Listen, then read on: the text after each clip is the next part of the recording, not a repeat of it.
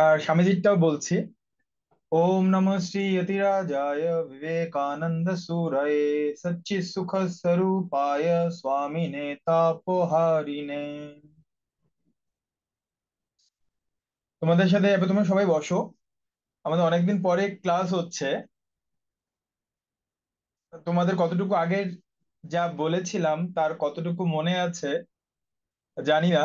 তাই জন্য আরেকটু আমরা দেখে নিচ্ছি কি কি দেখেছিলাম।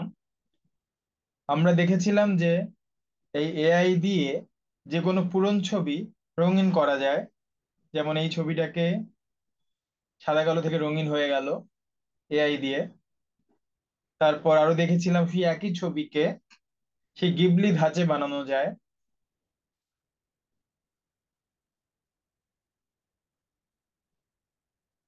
তারপর সেই অ্যালান টিউরিং তার একটা টেস্ট ছিল যে কেমন করে বোঝা যায় একটা যন্ত্র বুদ্ধিমান কি বুদ্ধিমান না, সেটার কথা আমরা বলেছিলাম। যে টিউরিং টেস্ট, কেমন করে টিউরিং টেস্ট হলো যে এমন একটা যন্ত্র যদি কথা বলতে পারে, যেখানে একজন টেস্টার তোমার আর আমার মতন একজন, সে যদি বুঝতে পারে যে যে যন্ত্রের সাথে কথা বলছে নাকি কোনো মানুষের সাথে, তাহলে সেই যন্ত্রকে বুদ্ধিমান বলা যায়। এগুলো সব আমরা আগেই কভার করেছিলাম, আগেই একবার আমরা বলেছিলাম, তবু আরেকবার আমরা দেখে নিচ্ছি। এখানে আমরা কি দেখতে পাচ্ছি, সেই টিউরিং টেস্ট। এই টেস্টটার কথা আমাদের কিন্তু একদম মাথায় রাখতে হবে, কারণ এটাই হচ্ছে একটা ভালো একটা টেস্ট যার মাধ্যমে আমরা বুঝতে পারি যে একটা যন্ত্র সে কি সত্যি বুদ্ধিমান হয়েছে কি হয়নি। আমরা বলছি আর্টিফিশিয়াল ইন্টেলিজেন্স, মানে কৃত্রিম বুদ্ধিমত্তা। বুদ্ধিমত্তা কিন্তু ন্যাচারাল না, আমাদের এই মানুষের মতন না। কিন্তু তাহলে কেমন? একটা মেশিন। সেই মেশিনটাকে যদি কোনো একটা ঘরের মধ্যে রেখে দেওয়া হয়, আর আমরা যদি এই যে আমরা হিউম্যান ইভ্যালুয়েটর, তুমি আমার মতন কেউ যদি এটা দিয়ে টেস্ট করি, যদি এই হিউম্যান ইভালুয়েটর মানে একটা মানুষ বুঝতে না পারে সে কি কম্পিউটারের সাথে কথা বলছে নাকি মানুষের সাথে, তাহলে বুঝতে হবে যে কম্পিউটারটা বুদ্ধিমান হয়ে গেছে। তখন আমরা বলবো এটা আর্টিফিশিয়াল ইন্টেলিজেন্স। তারপর আমরা বাস্তব জীবনে কিছু কিছু আর্টিফিশিয়াল ইন্টেলিজেন্স তো সব সময় ব্যবহার করি। তার কিছু উদাহরণ আরেকবার আমরা দেখি। একটা হচ্ছে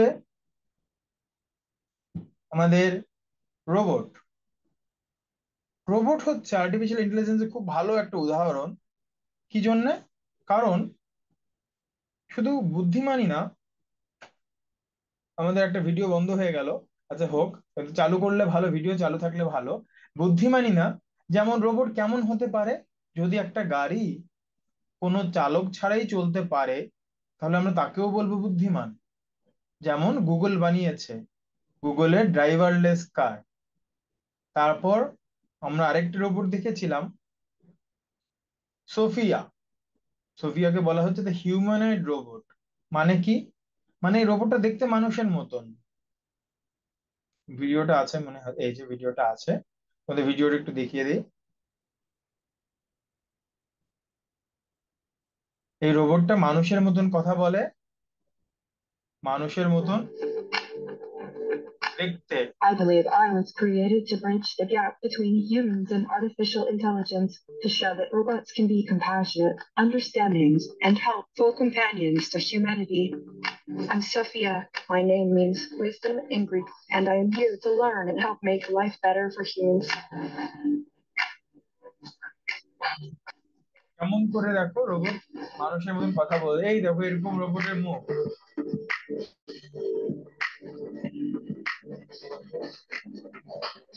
Catherine keeps us robots in line and makes sure we don't take over. Mr. Daddy. I was created by Dr. David যখন Henson কথা and his বলছে team মুখ at নড়ছে। Hanson Robotics in Hong Kong. I don't need a daddy. So let's start with showing you how her face is made. My face is made of a special kind of rubber called rubber, which is designed to look and feel like human দেখো skin. মুখটা কি I দিয়ে have করে, 20 rubber দিয়ে। nerves in my head that allow me to make all sorts rubber of দিয়ে facial মুখটা তৈরি expressions. করেছে।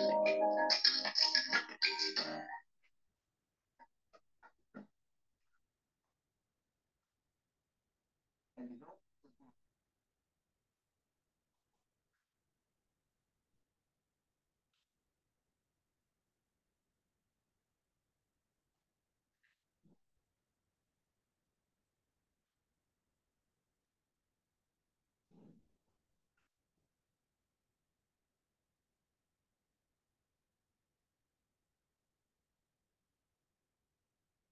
আমরা যা দেখলাম যে রোবট শুধু কথাই বলতে পারে না, রোবট মানুষের মতন বুদ্ধিমান, মানে শুধু কথা দিয়ে বুদ্ধি না, সে মানুষের মতন মুখভঙ্গি করতে পারে, হাত নাড়াতে পারে, তারপর কথা বলতে পারে, আহ কঠিন প্রশ্ন দিলে তার উত্তর দিতে পারে। তো এগুলো হলো বুদ্ধিমান রোবটের সংজ্ঞা। আর কি কি আছে? আমরা এই যে ফোনে হে গুগল বলি, তারপর অ্যালেক্সা আছে। এই অ্যালেক্সা এগুলো সবগুলো এই একটা যন্ত্র দিয়ে তৈরি হলো, কিন্তু মানে সেই যন্ত্রগুলোকে ঘরের মধ্যে রাখা যায়। তাহলে তুমি ঘরের যেখানেই থাকো না কেন, তোমার ফোনও লাগবে না, তোমরা এর সাথে বলতে পারবে হে গুগল, হে অ্যালেক্সা, হে সিরি। অ্যাপেলের যেটা সেটা হচ্ছে সিরি।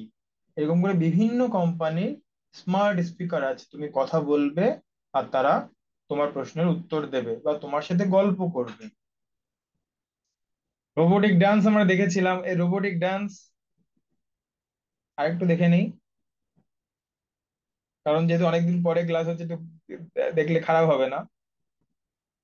পরীক্ষার পরে, তোমাদের পরীক্ষা হয়েছিল শুনলাম, তো পরীক্ষার পরে আমাদের যেমন আনন্দ হয়, রোবোটিক দেখো এরকম আনন্দ হবে।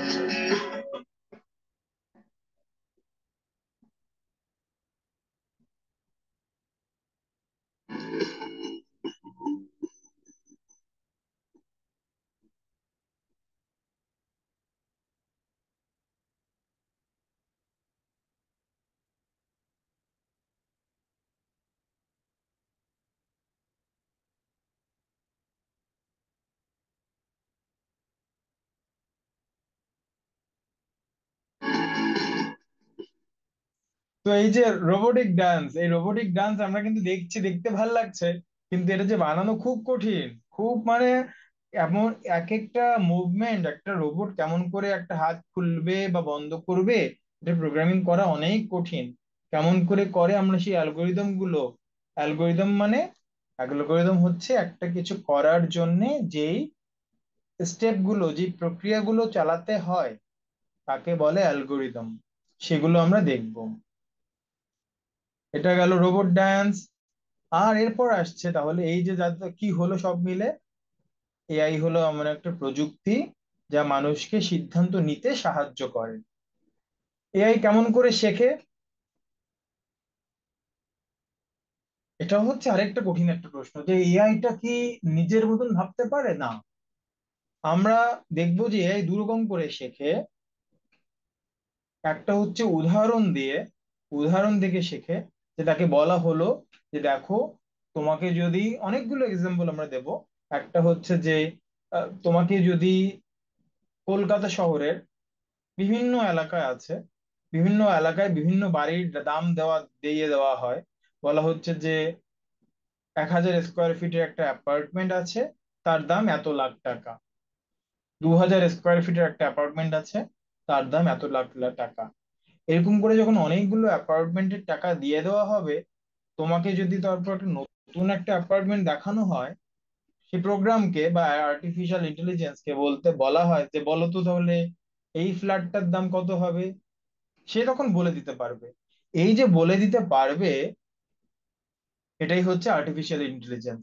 তার মানে তাকে আগে অনেকগুলো উদাহরণ দিতে হবে, সে উদাহরণগুলো দেখে সে তখন শিখে ফেলতে পারবে ও কেমন করে একটা জিনিসের দাম আইডিয়া করা যায়, যেমন আমরা করি। আমরাও তাই করি। তো তুমি যখন দোকানে যে, আমরা দোকানে যে 5টা জিনিস দেখি, 5টা জিনিস দেখার পরে আমাদের একটা আইডিয়া হয়, ও এই জিনিসটার দাম এরকম হবে, তারপর আমরা কিনি। যখন অ্যামাজন থেকে কিছু কেনো, তখনও তাই, তোমরা 5টা জিনিস দেখো, দেখার পর একটা আইডিয়া হয় ওই জিনিসটার দাম মনে হচ্ছে এতটুকু হবে, তারপর তুমি কেনো। এটা হচ্ছে একভাবে শেখা। আরেকভাবে শেখা কি, যে তাকে আলাদা করে কিছু বলে দিতে হচ্ছে না, সে অনেকবার চেষ্টা করতে করতে শিখছে। চেষ্টা করে করে শেখা মানে কি, মনে করো হাঁটছে হাঁটতে হাঁটতে হাঁটতে হাঁটতে, যে বাচ্চা কেমন করে হাঁটতে শেখে, হাঁটতে থাকে, হঠাৎ করে পড়ে যায়, পড়ে গেলেও কিন্তু থামে না, আবার দাঁড়িয়ে পড়ে, দাঁড়িয়ে তবে আবার হাঁটতে চেষ্টা করে। এই যে অনেকবার চেষ্টা করে, তারপর ভুল করে, ভুল করতে করতে ভুল শোধরায়, আর তার ফলে উন্নতি করে। এই যে এটার নাম বললাম, এটাকে বলা হয় রিএনফোর্সমেন্ট লার্নিং। এই রোবটকে যে নাচ শেখানো হলো, ওই একই ভাবে শেখানো হলো। রোবটকে যে নাচ শেখানো হলো, একদিনে নাচতে শেখেনি কিন্তু, আস্তে আস্তে নাচতে শিখেছে। কেমন করে? প্রথমবার নাচতে যে পড়ে গেছে, তুমি আমি যেমন করে শিখতে গেলে হবে, ভুল হবে। তারপরে প্রথমবার ভুল হলো, ঠিক আছে, পরের বার সেই ভুলটা একটু ঠিক করলো। তারপর তারপর আরেকটু উন্নতি করলো নাচটা। তো সেটা করার পরে আবার একটু খারাপ হচ্ছে, আবার একটু শিখছে, আবার একটু ভুল করছে, এইভাবে শেখা, সেটা হচ্ছে রিএনফোর্সমেন্ট লার্নিং সেটা। তাহলে এই যে একটা উদাহরণ দিয়ে দেখানো হচ্ছে যে এআইটা কেমন করে শেখে। প্রথমেই বলা হচ্ছে এআই হচ্ছে একটা ছাত্রের মতন, তুমি আমি যেমন ছাত্র, সেরকম একটা ছাত্রের মতন। AI is like a student.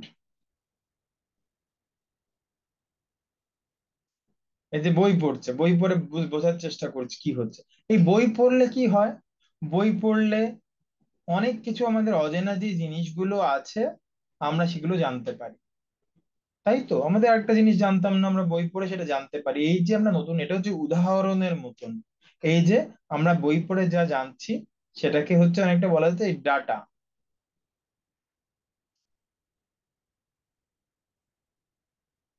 এই যে data, text book as data.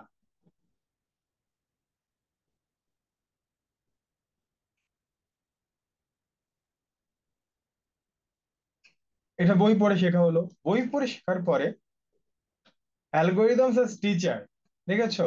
এই যে যে রোবোটিক নাচ দেখলাম, এখানে এই ছবিতে আমরা কি দেখতে পাচ্ছি? নাচ শিখতে হলে, তোমরা যারা নাচ শেখো বা গান শেখো, তাদের একজন করে গুরু থাকে, নাচের নাচ শেখানোর গুরু। সেরকমই দেখো, এই যে মানুষটা নাচছে, আর তাকে দেখে আমাদের এই রোবটটাও নাচ শিখছে। মানুষটা যেমন করছে, রোবটটা ঠিক তেমনি করার চেষ্টা করছে। এইভাবে রোবটটা শিখতে পারে। তার মানে টিচার যে মানুষ বা অন্য একটা কিছু, সে হচ্ছে অ্যালগোরিদমের কাজ করছে। তারপর সেখান থেকে ট্রেনিং অ্যাজ হোমওয়ার্ক। তারপর নাচ তো শিখছে, বা কোনো একটা প্রবলেম যেগুলো আছে, সেই প্রবলেমটা তাকে দেওয়া হলো, বললো তুমি ঠিক করো তো। তোমরা এই যে এরকম একটা পাজল পাজল মিলিয়েছো কিনা জানি না, এরকম করে যে পাজল দেখছো, এরকম করে পাজল মেলানো যায়। পাজল মিলাতে মিলাতে প্রথমে ভুল করবে, তারপর ঠিক করবে, ঠিক করতে করতে কম্পিউটার শিখবে। এটা হচ্ছে ট্রেনিং অ্যাজ হোমওয়ার্ক। তোমাদের যে বাড়িতে ট্রেনিং দেওয়া হয়, ট্রেনিং দেওয়া হয় কেন? এই যে বই পড়ে কিছু শিখেছো, শিখেছো কিন্তু ঠিক মতন শিখেছো কি শেখোনি, সেটা বোঝানোর জন্য তোমাদের হোমওয়ার্ক দেওয়া হয়। বইয়ে তোমরা জানো কেমন করে সমস্যার সমাধান করে, তারপর একটা হোমওয়ার্ক দেওয়া হচ্ছে, জিনিসটা আরো ভালো করে শিখতে পারছো। ভালো করে শেখা হলো, ট্রেনিং হলো, ক্লাসে যেটা হলো ট্রেনিং হলো। ট্রেনিং হওয়ার পরে কিন্তু আরো কঠিন একটা পরীক্ষা দেওয়া হবে। হোমওয়ার্কে যা প্রবলেম থাকে, তার থেকে পরীক্ষাটা বেশি কঠিন হয় না তোমাদের? হোমওয়ার্কে মোটামুটি কঠিন প্রশ্ন থাকে, পরীক্ষার প্রশ্ন দেখা যায় আরো কঠিন। তো সেটা কেমন? তখন এই যে টেস্টিং, ট্রেনিং এর পরে একটা হচ্ছে টেস্টিং। টেস্টিং এর সময় কি হয়, কম্পিউটারকে আরো কঠিন প্রশ্ন দেওয়া হয়। সে যদি কেমন করছে, সেটার উপর নির্ভর করে আমরা বুঝতে পারি যে ভালো করছে কি ভালো খারাপ করছে। পরীক্ষার যে মার্কস, পরীক্ষার মার্কস যদি তুমি বেশি পাও, এই যে লার্নিং ফ্রম মিস্টেক্স, পরীক্ষায় মার্কস ভালো পেলে বুঝতে হবে তুমি মোটামুটি শিখেছো। যদি খারাপ পাও, খারাপ পাওয়া মানে কি? খারাপ পাওয়া যে খুব খারাপ, খুব একটা খারাপ কিছু না। খারাপ পেলে পরে তোমাকে কি করতে হবে? কোন কোন জায়গায় ভুল করেছো, সেই ভুলগুলো দেখে সেই ভুলগুলো শোধরাতে হবে। So learning from mistake. এই দেখো, পরীক্ষার খাতা পেয়েছে, খাতায় দেখলো একটা প্রশ্ন আমি করলাম, কিন্তু স্যার নাম্বার দেয়নি। স্যারের কাছে যেয়ে বলো, স্যার নাম্বার দেননি কেন? তো স্যার বলবে, ও তুমি এটা ভুল করেছো। এই যে তুমি ভুল করেছো ঠিক আছে, কিন্তু এই যে ভুল করার পরে তুমি শিখতে পারলে, ও তুমি যেটা করেছিলে সেটা ভুল, ঠিকটাই ভাবে করে। এই পুরো প্রসেসটার মাধ্যমে আমরা ছাত্ররা যেমন করে শিখি, ঠিক তেমন করেই এই কম্পিউটারও শিখতে থাকে। তো কি হলো, কম্পিউটারটা একেবারে যেমন ছাত্ররা শেখে ঠিক তেমনি করেই শিখছে। প্রথমে বই পড়ছে, বই পড়ে টিচার তাকে দেখাচ্ছে কেমন করে করতে হবে। তারপর টিচার তাকে একটু হোমওয়ার্ক দিচ্ছে, হোমওয়ার্ককে যদি ভালো করে তারপর সেই ছাত্রের একটা পরীক্ষা হচ্ছে। পরীক্ষা দিলেই হবে না, পরীক্ষার পরে একটা রেজাল্ট আসবে। সেই রেজাল্ট দেখে বুঝতে হবে যে ছাত্রটা জিনিসটা শিখতে পারলো কি পারলো না। এটা হয়ে গেল, একটা সাইকেল এরকম করে হয়ে গেল। হওয়ার পরে মোটামুটি পারছে, তারপর তোমার কি হয়, ক্লাস 5 থেকে ক্লাস 6, 6 পাস করলে 7। একই ক্লাসে থাকো না কিন্তু। এই এতটুকু শিখলাম, শেখার পরে পরে দেখো বইটা, পরে এবার বইটা আরেকটু কঠিন হয়ে যাবে। ক্লাস 5-এর থেকে ক্লাস 10-এর বইটা কঠিন তো। তো আরেকটু কঠিন বই দেবে, আরেকটু বেশি জানবে, আরেকটু বেশি শিখবে। যত এরকম করে ট্রেনিংটা হতে থাকবে গোল হয়ে হয়ে, তত তোমরা আরো ভালো করে জানতে পারবে, শিখতে পারবে। এরকম করে এআইও একই ভাবে শেখে। তাহলে কিভাবে শেখে, এই একটা উদাহরণ দিচ্ছি। এই যে, এই হচ্ছে তোমার টিচার। তোমার টিচার বললো যে দেখো বিড়াল এরকম বিড়াল হয়, বিড়াল দেখতে কেমন হয়, বিড়াল দেখতে এরকম হয়। ছাত্র প্রথম দিন বিড়াল আঁকছে, শুধু বাইরের মুখটা আঁকতে পেরেছে, চোখ টোক আঁকতেই পারেনি। ঠিক আছে, মোটামুটি হলো। পরের দিন দেখো একটুখানি চোখ এঁকেছে, কিন্তু তবু পুরোটা হয়নি, চোখ আঁকলো, একটু চোখ আঁকলো, একটু ভালো হয়েছে, হয়নি। তারপরে দিন দিন আঁকতে আঁকতে শেষমেশ যেমন তাকে দেখানো হলো বিড়ালটা, সে সেই রকম একটা বিড়াল, সুন্দর করে একটা বিড়াল এঁকে দিল। এই যে সুন্দর একটা বিড়াল এঁকে দিয়েছে। তার মানে এই বারবার করতে করতে করতে করতে শেখে। আর টিচার তাকে সবসময় বলতে থাকে না এখনো হয়নি, এই যে ক্রস, এখানে বলছে, টিচার বলছে না আরেকটু বাকি আছে, আরেকটু ভালো করতে হবে।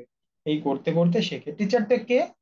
ডেটা, অথবা মানুষ, মানুষের ডেটা, বই বা মানুষ করে করে শেখাচ্ছে এরকম।